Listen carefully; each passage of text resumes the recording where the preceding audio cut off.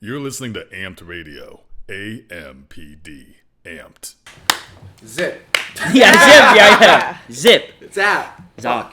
Hey guys, today we're sitting down with Ethan and Gigi. They're the creators of a new play called The Movement that is running at Soho Playhouse for one night only, September 11th at 9 p.m. It is sold out, but you can get on their wait list at Soho's website. Ethan, Gigi, how are y'all doing today? I'm great. I'm Stressed out. extremely caffeinated, but I feel good. Great. Yeah. Awesome. Can you tell me a little bit more? What is The Movement? Yeah. We'd Ethan? love to. Ethan, I'd love to take it away. What is The Movement? Well, we've been working on the show for the past year, and in essence, The Movement is about two overconfident artists that think that they are revolutionary leaders, and they attempt to heal the nation by doing America's first good 9/11. What a bonkers tagline. I love it. Good, America's right? first good Yeah. 9/11. And that's Yeah. pretty prominent in your marketing, right? Yes. It made me stop. Yes. That's how I found you. I found you Oh, through awesome. a post or some marketing. Oh, cool. And just Nice. was like, I gotta talk to these guys. I gotta figure out what this is Yeah. about. That's awesome. The So posters worked. Yes. Good. Yes, Yeah. it worked. Okay, Whatever great. you put, whatever promoted post y'all put in, Yeah. it worked. Yeah. Sweet. Nice. Fuck yeah. Nice. 9/11 is such an interesting topic to write a show about, much less Yeah. a comedy, I'm assuming. It is, you're supposed to laugh. Okay. But if you But don't who laugh, knows that's if you will? Yeah, we don't know. But yeah, it's a comedy, it's a clown show, but there's like a lot of I think you're gonna go on a ride of like all the emotions. Yeah. I hope so.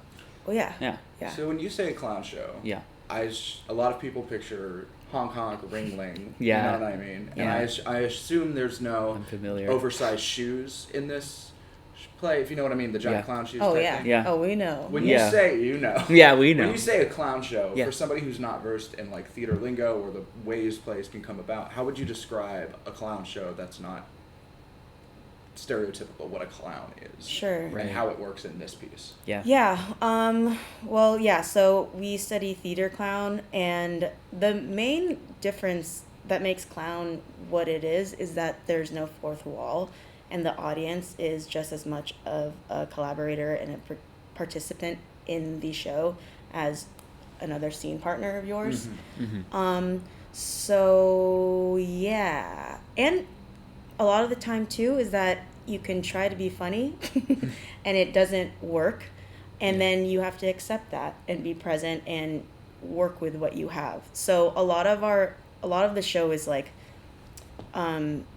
we have text that's written, but we also have just moments where we find games and things to play with the audience Mm-hmm. in real time, and we're there to really just see what can be made in that moment with that specific group of people in that room on that night only.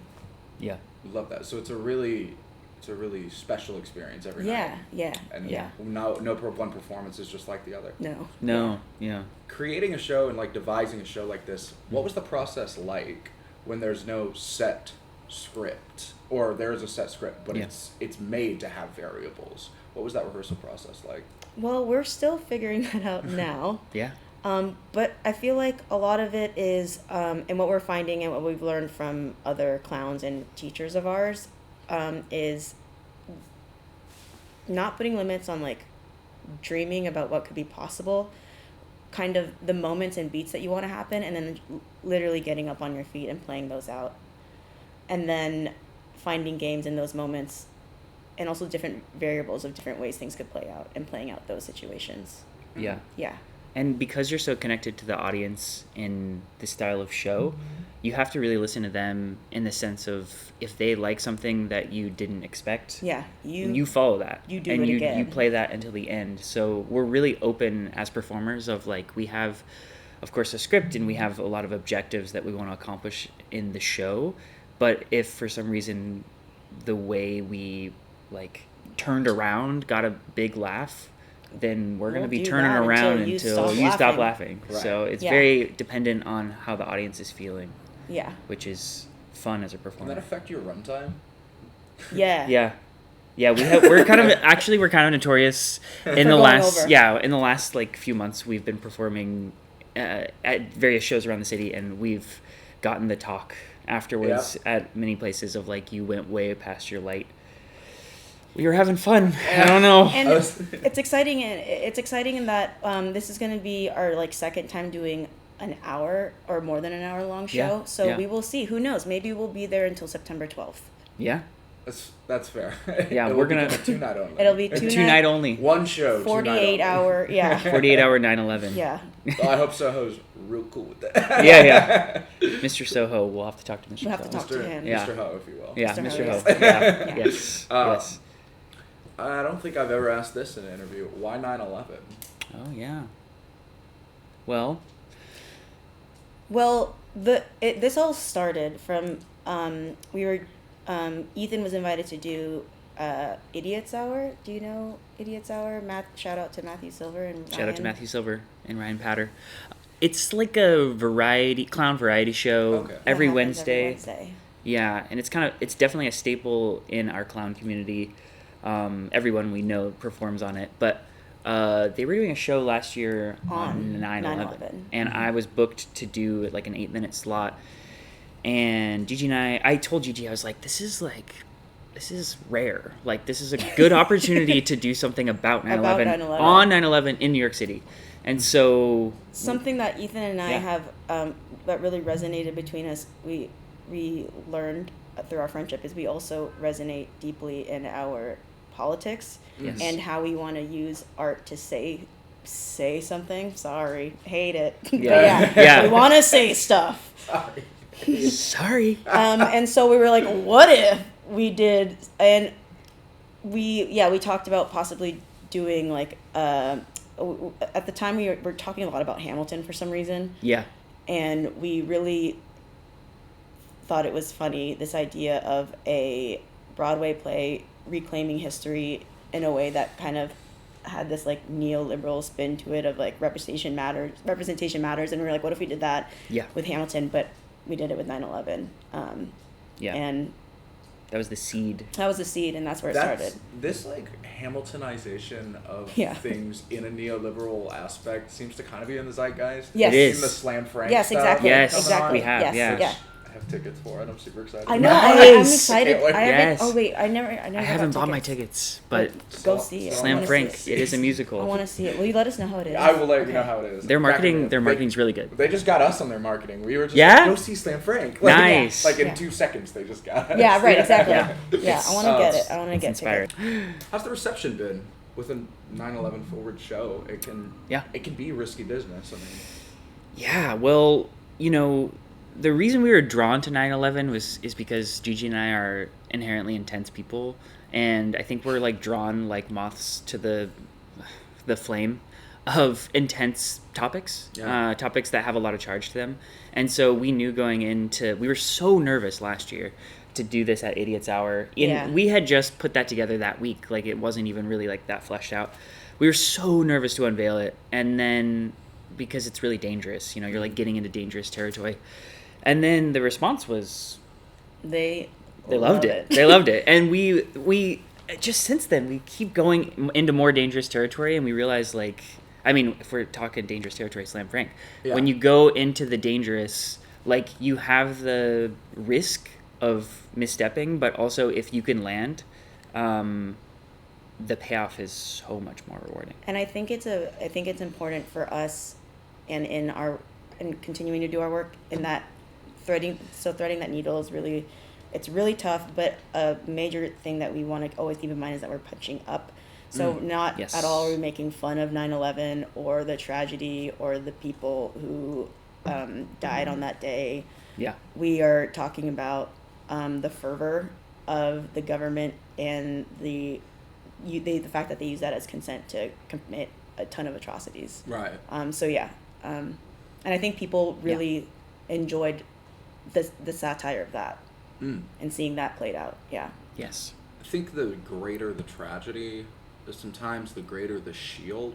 When I feel like a reasonable person can look at artists working in a dicey area, specifically of history, Sure. when it is something as tragic as 9/11, it becomes more difficult to believe that these artists are...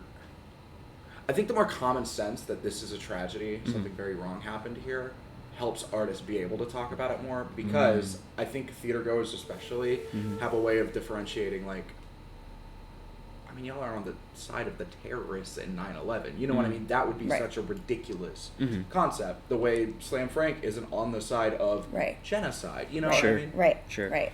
Whereas if you were going to, and I think, I'm literally, as it comes, that's okay. maybe something like special about clown or special about satire is you get to go more ridiculous with higher caliber tragedy. Yeah. And that allows us to have larger conversations, whereas a lot of those, like, 1 act, 90-minute, straight written through plays that talk about things on a microcosm can have a lot more internal clash. Yes. You know what I mean? Totally. Yeah. Yes. Food for Big thought. brain. Food for thought. Yeah. Good. That's good thinking. That's Casual, good stuff. really. Good. That's really good stuff. That's good stuff. Thanks. Yeah. What's the road been? Oh, I think I may ask that. What's the road been like to get here? Idiot Hour. Yeah. Well, there's a gap there before getting to Soho's. Sure. Soho Playhouse. Soho. Yeah. So y'all did Idiot Hour. Yeah. It went better than expected to very well. Yes. We were like, we should do a show about this, so we did a work in progress, directed by Julian Hernandez, sometime in January. Yeah. Which we kind of threw together in like 2 weeks. 2 weeks. We were like, we just want to put this up and see, kind of like you're talking about, like doing readings. Like we just want to like just see temp gauge what's going on how here. Are we feeling? Temp check. And it went well. Yeah. We enjoyed ourselves. Our friends enjoyed themselves. Yeah. And then, gosh, how did we get here? Okay, something that I really appreciate and love about my friend is that the clown dreams big, and this motherfucker, can I curse? Sure. Of course. Bleep me. Fuck. Dreams really big, and is also someone who's like up all night. I don't know when you sleep, but he'll be like, hey, like, these are some grand ideas that I have that we could do, and I think we could do them. And I'll be like, yeah, let's do it. But he was just like, I know we haven't done a show or ever, like, performed in a real theater or written a show or done any of that, but we should book Soho Playhouse for 9/11/2025. And I was like, okay. And then he did. Hell yeah. And then we were like, okay, I guess we have to make a show. And then he did all the marketing, and it's been amazing. And then we sold out. So, like, yeah, I think how did we get here? It's because you were like, I think we should just do it.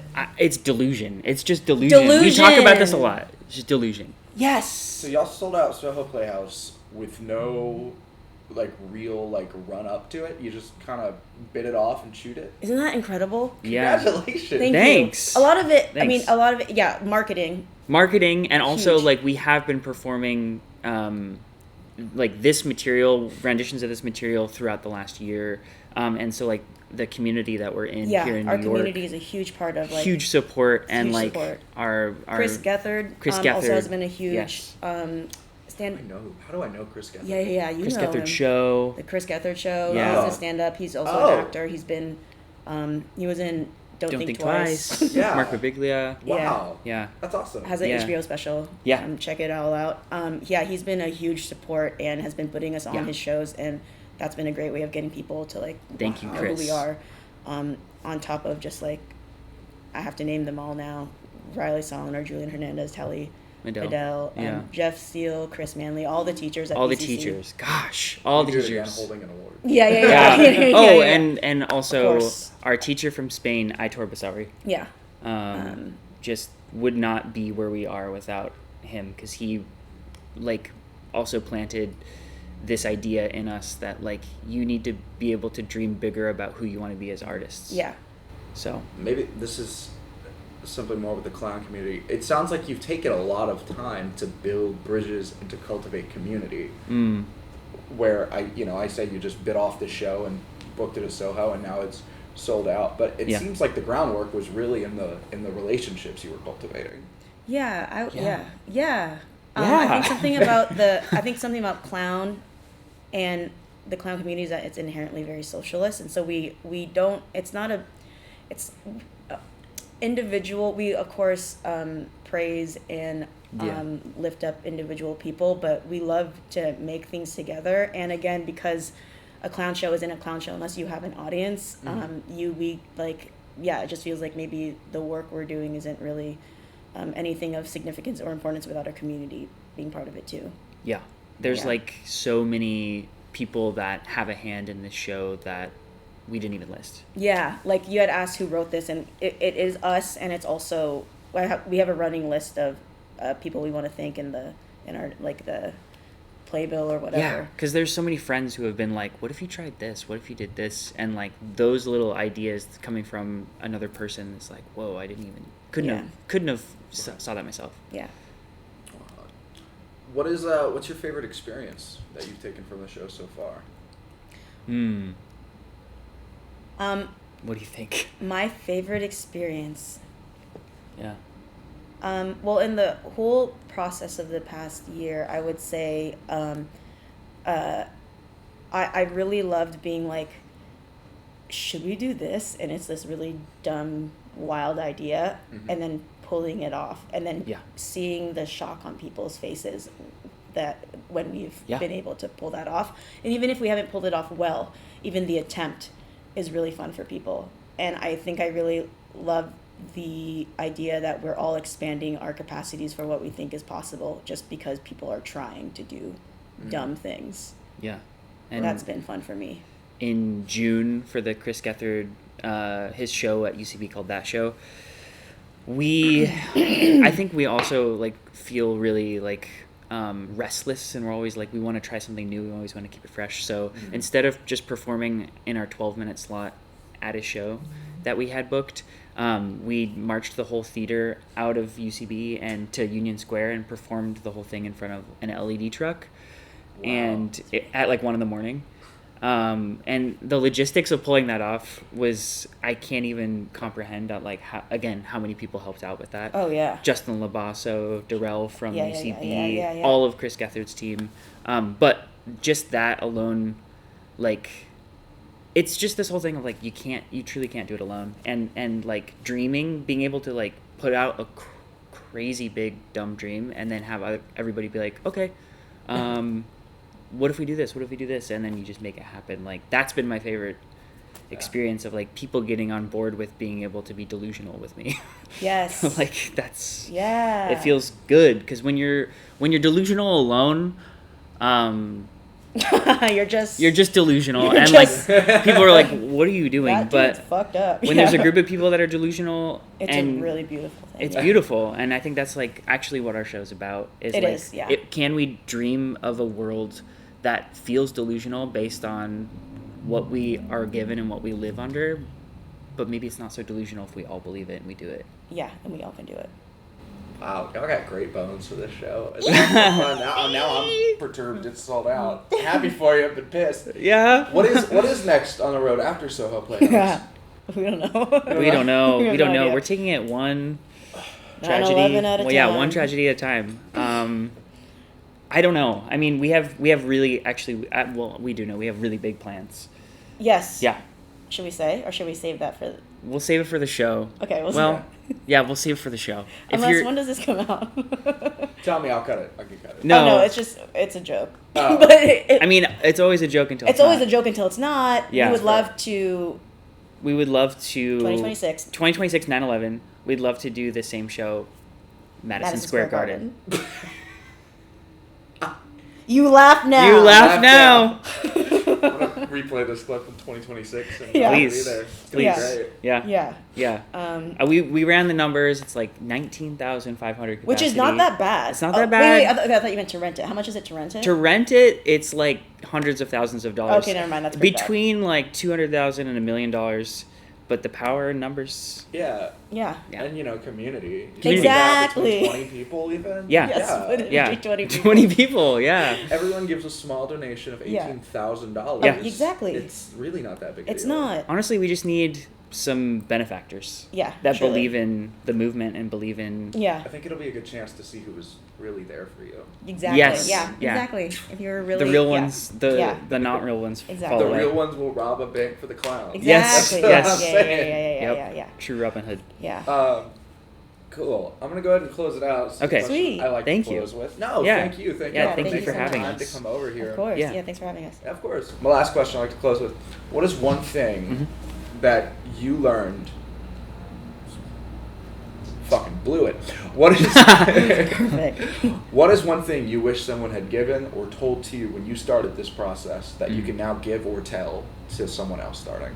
Oh. Mm. That's really good. That's really good. Thank you for asking that question. Thank you. I blew it the first time. No, it's great. That's okay. You want to go first? No. Do you have something? Do I have something?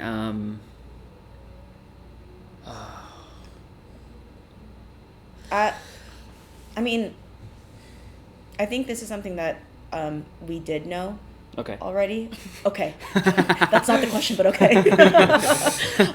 But something that I would have loved to continue to hear, and I think that it would be helpful for everyone to hear is don't tell yourself no before you can even. Yeah. Don't limit yourself on like what's possible or what you think is possible for yourself, especially in what you can do in terms of like what the work can look like, and also who you are as what could be possible for you as a performer. Like I never in my life would think that I would ever perform at Soho Playhouse, and now I'm doing that. So I think that just encouraging someone at the start of their journey, middle, or wherever they are at is just don't tell yourself no. Don't tell yourself Be no. delusional. Be delusional. Yeah, and to add on to that, like I never thought I would be in a position where I'm making a show about starting a revolution. Same thing, and it's delusional. But there's something that I've noticed since we started dreaming like this together. Shout out to Gigi because we're truly forged from the same fire in the sense that like we're delusional together and we dream wild. But what I was gonna say about that is like I started noticing how people in my life that I'm close to, you start to see, and just like people in general, you start to notice the ways we self-edit ourselves. Oh yeah. And it's not somebody from the outside being like, you can't do that. It's us being like, well, I'm not even going to try because like we get into like the logistics analytical brain before we can even dream. And we're like, oh, that wouldn't work because I don't have the funding, or that wouldn't work because I don't have the people to do that. Or like that would be really hard. And really like, hard. Or what if I fail? Like, what if I fail? Just policing ourselves. Yeah, there's a cop in our head, and you got to kill the cop in your head before the revolution begins. And after that happens, anything's possible. Yeah. Yeah. Thank you, Gigi and Ethan. Thank you. The Movement Thank you. is one night only at Soho Playhouse on September 11th, 2025. It's sold out, but there is a wait list on Soho's website. It's actually on our website. Excuse me, there's a wait list That on was my bad. Gigi and Ethan's website, which is ethanandgigi.com. And if you want to give us a run. Yeah. Somewhere. Yeah. Anyone who sees this, thanks. And reach out if you're interested in having the first good 9/11 at your theater. I think that worked how I wanted it to. It's Great. perfect. Amped Radio. By artists. For artists.